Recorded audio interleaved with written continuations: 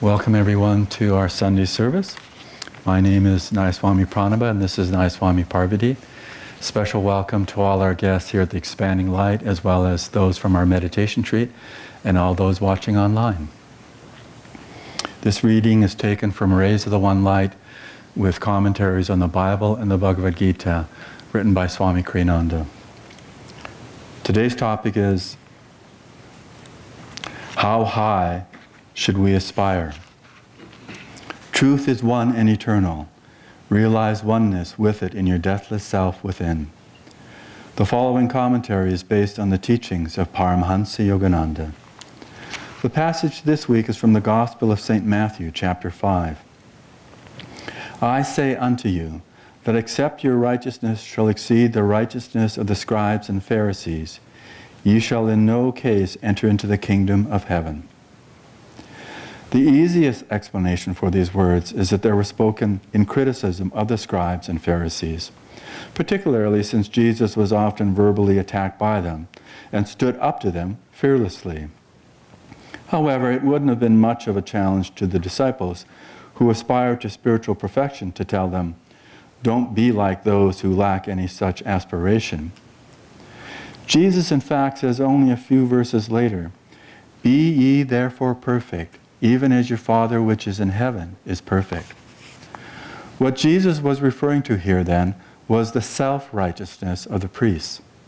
Don't seek perfection, he was saying to his disciples, in the image you project toward others. Don't be satisfied with a goodness born merely of ego definitions. The highest virtue is to transcend the very thought of personal virtue in the realization of God alone as the doer. Before this realization, even the thought, I am kind, or I am truthful, is self-limiting.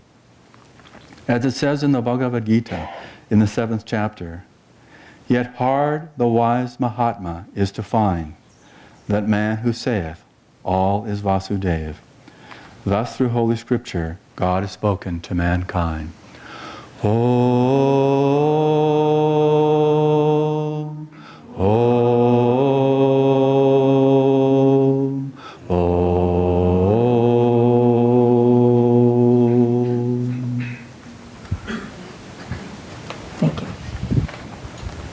So I also would like to welcome you all.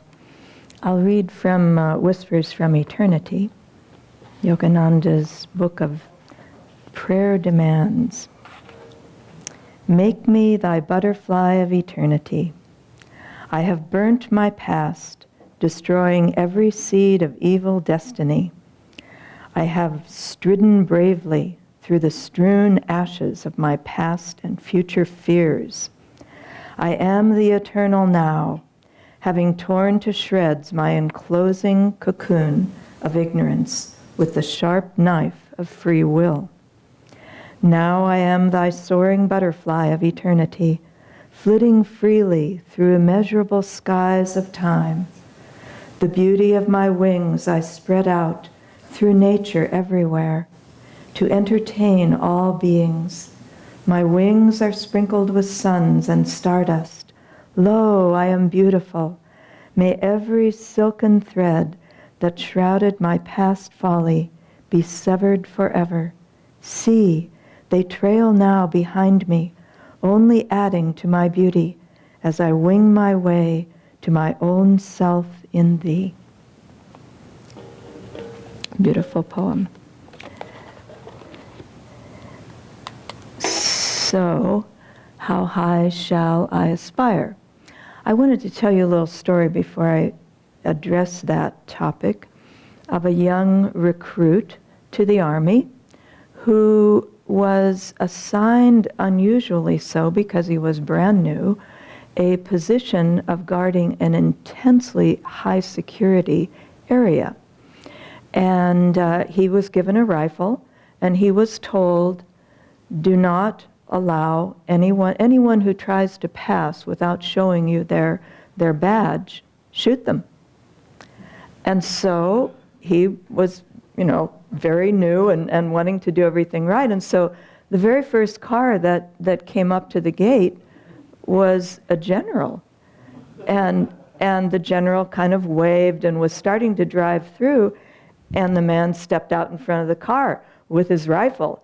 And he said, "Excuse me, sir, I'm really sorry. I'm new at all of this. Do I shoot him first or you?"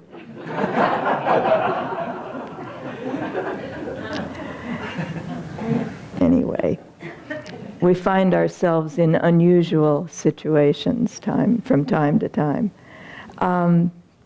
So how high should we aspire? Well, that is a question for each one of us to answer individually. But it brings to mind different things and images in my mind. For some people who are very new to the spiritual life, it might just be imagining your highest potential. But interestingly enough, that question of how high I should aspire is sort of already answered once we step on the path of self-realization. Because the very definition of self-realization is, if you will remember, self-realization is the knowing in all parts of body, mind, and soul that you are now in the possession of the kingdom of God, that you do not need to pray that it come to you, that God's omnipresence is your omnipresence, and that all you need to do is improve your knowing. Now, all you need to do is improve your knowing. That's of course the big part, but the intention is already there. The intention is already answered, and that's huge, really, because I was listening to the chant that they were playing before Sunday service, "Nothing on earth can hold me," and a lot of the time it's about fear. Nothing to fear anymore. Fear has to do with the heart. So there's just ways to look at this that will be helpful, because I think for all of us, we want to know about that high goal. We want to shoot for it. Why not? Shoot for the moon. Let's go for it. It's wasting time, all these lifetimes. Let's do that. But we also need clarity about what that means, and we need support. We need to understand how we are supported in doing that. I always remember a couple of scenes from the movie long ago now, Chariots of Fire. And two of the scenes, and they're two of the main characters who were runners competing in the Olympics, 1924 in Paris. And one of the characters is preparing for this event, which was a huge deal. It was just after World War I, and everyone was gathering again for this special event. But he's a very famous runner. I don't remember the name right now, but at any rate, he's training before this. And in one of the events, he loses after all his hard work. And he's sitting afterwards just like this, I can't believe I lost, I can't believe I lost. And his fiance comes up and he says, well, she says, it'll be okay. He said, I won't run if I can't win. And she looks at him and she says, you can't win if you don't run. Very, very good. That's something for all of us to keep in mind. We do need to run, and we will win eventually, but we can't win if we don't run. And then the second one is the other character, who is Eric Liddell, the famous runner of that time. And he also is preparing for this event. And in one of the races, he starts out, and it's a long enough race that this could happen and did happen. It's a real event where he's running and gets to a certain point, and the fellow next to him bumps into him and knocks him completely down. I mean, boom. And it's like gasp. Everybody in the audience just gasps. And he is so determined to win that race that he gets up and he just starts running, and he wins the race, which is unbelievable. It couldn't happen. But Eric Liddell was out. He wasn't running for himself. He was running for Christ. And that was what he said. And it's known that as a runner, at a certain point, he didn't even look where he was going. His head would go back, and when that happened, they knew he would win, because he was just, whoosh, and his style wasn't even very good. He ran not in a particular running style that would be thinking, you would be a really good runner. He just went for it, and he won. And at the end of that race, one of the coaches comes up, because he almost died doing that. He was just heaving his chest. And one of the coaches comes up, and he's helping him, holding him up and helping him breathe and all of that. And he said, well, it wasn't a very pretty race, but it was the most brave race I've seen. And, I think those kinds of things are important for us to keep in mind as we aspire for the highest. We're going for God realization. That means oneness with the light, oneness with love, oneness with bliss. And that's a huge thing. I'll talk a little bit about how we get there, but this lifetime, we couldn't have a better lifetime to do this in. Some people here are new to Ananda, I realize that. For others who are on this path of self-realization, who are connected with Ananda in some way, we have an avatar who came, Paramhansa Yogananda, in the 1900s, specifically for this time in history, to support all of us. Thousands of people saw him, but anyone who took up the spiritual life, his support was there for that. And brought all the different ways to do this. That very, as he said, what I love about Americans is that they say, eventually, why not now? And that's what his spirit, when he came to America, he was very unusual for an Indian guru. His energy, his bhav, his teachings, everything was about energy, and it was about that. Let's do it now. Say yes and make it snappy. That kind of energy behind everything. So there is an avatar specifically came for this time of transition from one age to another. The power of that is tremendous. And then we, with Ananda, have the example, power, and expression of all of Yogananda's teachings in living form through Swami Kriyananda. He really brought into existence and into being a whole way of life. We don't just have a community here. We have a community, we have businesses, we have schools all over the world, we have education for life, we have music, we have books, we have everything. We have ceremonies like the Festival of Light. We have a renunciate order. Everything, like a magic wand, was just, it all brought into being. But it wouldn't have happened if there weren't people who wanted to do that.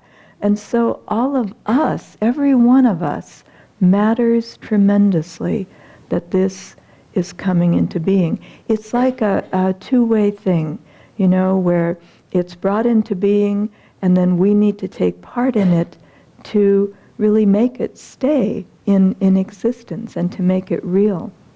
But it's also the way that we will find our oneness with that divine, because all of it is about liberation. The schools teaching children are about how they're able to live and be free in energy. The music is astral. It's from another realm. Listen to it always, really. The books, the teachings, the path of Kriya Yoga, all of it. We couldn't ask for anything better in one lifetime. And I think we've worked, obviously so, many, many lifetimes to come to this point. So I would say, how high should we aspire? Go for the top. Go for the highest. But then we have to look at how do we actually get there. Last weekend, excuse me just one moment.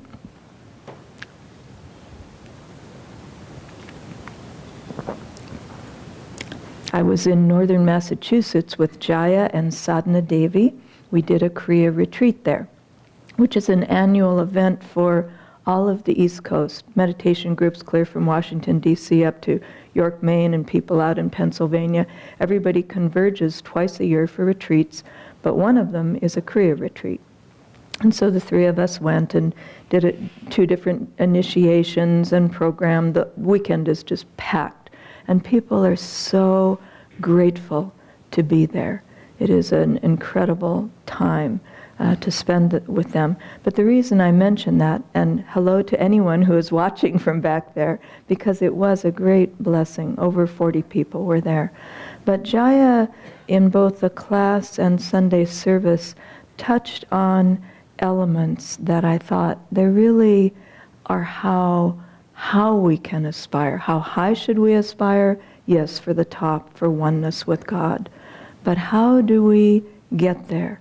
Because Yogananda, this path of Kriya Yoga, the path of self-realization, is made practical. So we don't just get there, we have to take it step by step by step. So Jaya outlined 4 elements for a meditation practice. And I'll just go through these quickly, but you have to develop your will to engage in a regular meditation practice. This is how you establish a foundation. So will. You have to establish regularity, meaning habit, that you meditate. It's not an option every day. You just meditate every day. It's part of your life. It's like you get up and brush your teeth and have breakfast. You meditate every day, twice a day if possible, but every day. And then right attitude. Say yes to life. At the energy, you're always trying to move energy up. You don't want it to go down, move it up if possible. These are classes, could each be a class, so I'm not going into them in depth. And the last one was devotion. And so he said those 4 elements are really a foundation of how we begin to go toward self-realization. all we need to do is improve our knowing. This is the beginning, the foundation of inner communion, meditation, because without that, we can't make spiritual progress, really. We have to go inward. When the reading says that your spiritual, I forget exactly how it's phrased, but it will exceed the scribes and the Pharisees, it means inner communion. And the longer passage about this in the Promise of Immortality is very helpful to read. But so we need to have a way to commune inwardly, to go beyond normal understanding, outward ceremonies, all of that. So that's a foundation, but more is needed, naturally. And so he said, from that foundation, Swami Kriyananda, and I've always remembered this, he said it takes very good karma to stay on this, even if you enter onto a spiritual path like this, to stay on it your entire life. It's not easy. It's challenging because we're talking about things that really challenge the essence of who you are, and you're trying to get a different perspective on that. But at any rate, so that we must make a commitment that is at the level of life and death. The commitment to the path has to be at the level of life and death. And what Swami also said about this, Swami Kriyananda, is he said, always remember why you came on the path, the energy around it. What did you do that really brought you, what did you come to in your life that really brought you on the path? Because it's a big thing to come on the spiritual path. And so that commitment is essential to stay on the path to the end of your life, of a lifetime. And the third element was what the reading was today, self-honesty, humility. Because as you go along, your ability to see yourself in deeper and deeper and more open and more clear ways is key. If we are entering along a path that's about self-realization, then absolutely the next step that comes is dealing with the ego. That's there from the beginning, but not in such obvious ways. But so once we have a foundation, once we have that commitment, I'm going to stick with it, life or death, and that we're introspecting, we're being more honest about who we are and what our challenges are and what we have to deal with, then it becomes more clear that we really have to deal with letting go of the ego, which is who we are. I mean, for the most part, in a day-to-day way, that's who we think we are. And so that transformation from one consciousness of that I am my personality, my body, my mind, and all of that, I am my ego, my separate identity, to I am one with God. That's the biggie. That's the transformation that really takes everything we've got. One young sadhu in India that I read about said, ego-ji, he said, I can talk about it lightly now because the deed is done. In other words, he had transformed himself with help. But he said, but at the time, it was a matter of life and death. It was a big, big struggle. But so we come to that place, and as Swami Kriyananda said when Jyotish and Devi were with him and said, what is the essence of the spiritual path? And he just stopped and he said, it is getting rid of the ego and seeing God as the doer in all things. And so, and how do you do that? By deeper, longer meditation. So again, we come back to that foundation that has to be there. And so for each one of us, again, it's a process, but all I'll say is I think this lifetime is particularly blessed. Even the chaos helps, because it's so strange that it makes you go within, it makes you seek that something deeper. And so it's not just an indifferent lifetime, it's a time to really go for it and to really seek that the longing of our hearts that will never go away. And you know, one of my friends and I, Catherine, every so often will joke about, you know, every so often it looks like, well, maybe delusion could actually work in this way. But you know, that's what we have to resolve, is that it absolutely will not work in any way. It's about because it's about duality. It's just set up that way, pleasure and pain, joy and sorrow, life and death. It's always about duality. And so for us, that has to be resolved, and it takes time for that. But I think for a number of people in this lifetime, that is resolved. But then you have to move forward on getting rid of the ego. And that is really something. You know, one thing that Swami, but it's little things.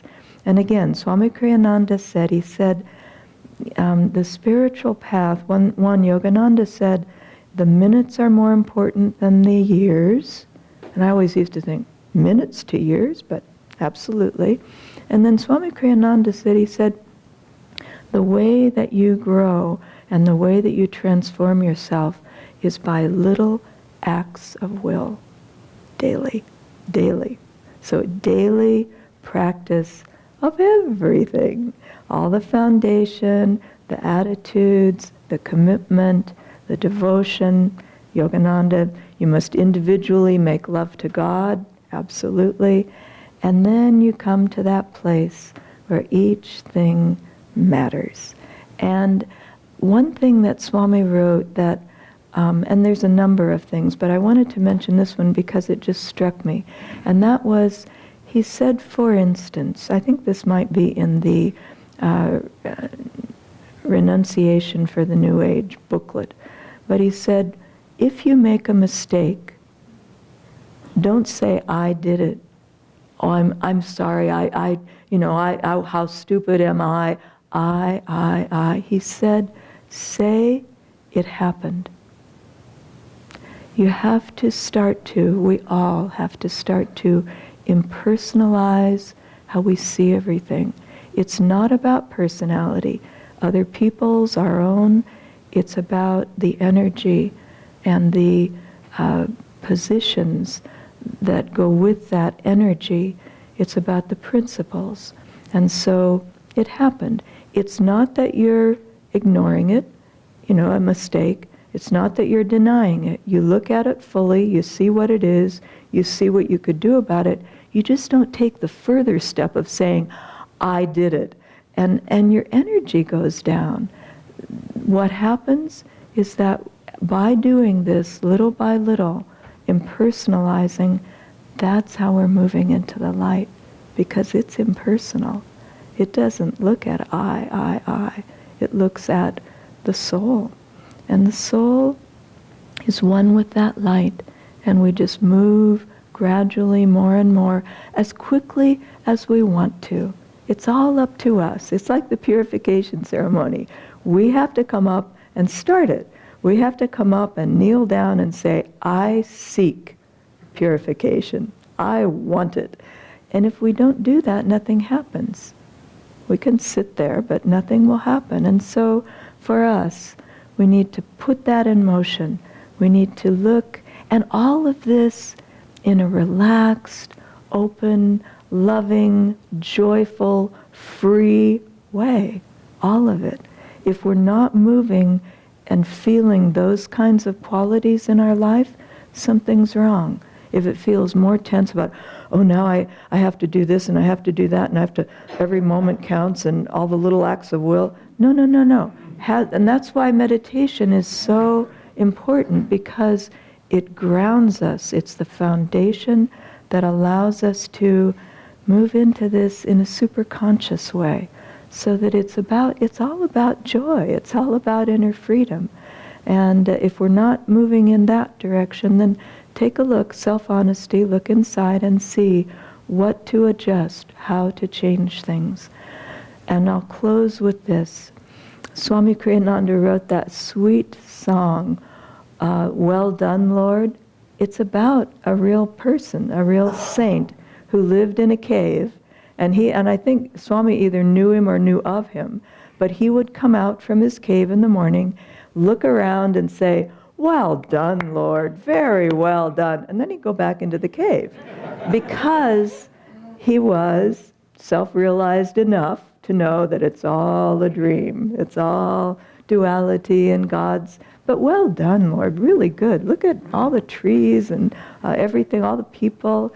And then the other thing to remember is that when that phrase from the Gita, hard the wise Mahatma is to find, who says, when he says, all is Vasudev, it's in bliss.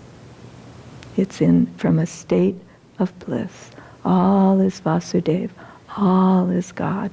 And so hopefully and assuredly, we will all come to that place in our own consciousness. It's not about what it looks like outwardly. It's about our inner transformation. Only you and God know about that. And so may we all come to that freedom and that all is Vasudev state of consciousness.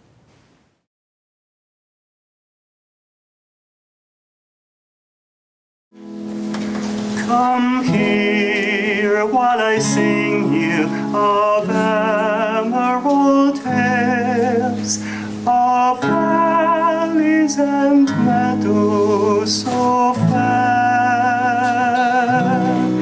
that all who have seen them have carried away memories in their hearts, friends, like the lilacs of May. Oh, my song is the story of the lilacs of May. My song is the story of deer on the hills, of larks that soar seeking the sun, of nightingales lifting the curtain of night, as with music they bring down heaven's blessing of light.